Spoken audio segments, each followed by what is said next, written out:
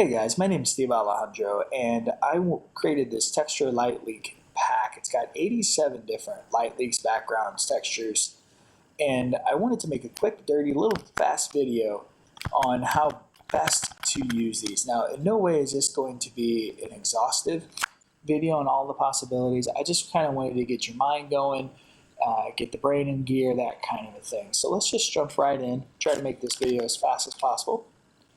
Take this texture here and grab it, drop it into our image, holding shift, which centers it in the middle of the image. We're going to switch the layer order, and we're going to drop this down.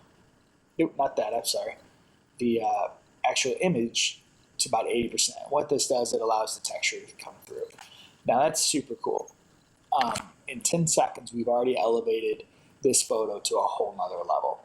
But if we want to change, because I actually would like something like that right there, kind of lines everything up a bit better. We also have that ability as well. So a lot of freedom about placement and where you want it to put, and none of it takes very long. I would print this image, send it off to an agency, license it. This is a great photo. And we really just took it to the next level with that texture. So moving right along, this is a wedding image I shot a couple years ago. And we're going to use the same method. We're going to drop in the texture using shift. And with this, I'm going to show you kind of some the power of blend modes. And if you're not using blend modes for compositing or different editing, it really is a whole other world. And so we've dropped this in. And what we're going to do is we're going to change it to soft light, which is probably one of the more popular blending modes. And what it does is immediately changes the look of the image, the feel of the image, the tonality, the whole 9 yards. And just like with before, we have a lot of power, a lot of control with the using the opacity, the layer opacity. So having done that, let's check out hard light. Get a whole nother look there.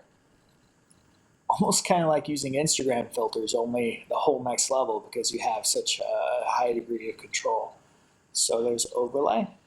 Screen is one of my favorites. Kind of gives it a kind of a muted, vintagey look, very popular right now.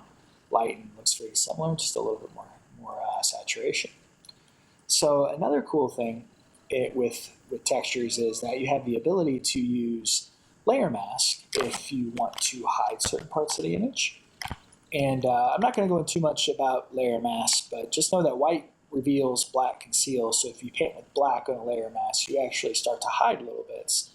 And so say you want to keep the skin tones the same, or whatever the case may be, you can, there'll be a million different reasons to do that. Maybe it's you don't like it over his pants or something, and you can kind of use a soft brush with a low flow or low opacity, depending on how you like to work, to kind of really, really determine where that's going to come along. Again, such a high level of control with these things, and it's so powerful, so fast. So let's move on to the next image. This young man, we shot this for a ad campaign for a local church. Let me drop in this next texture here.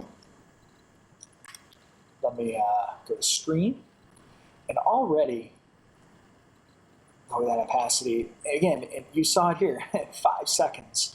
We have completely changed the look and feel of this image and really just elevate it in just a second. But again, I want to show you another kind of trick of the trade.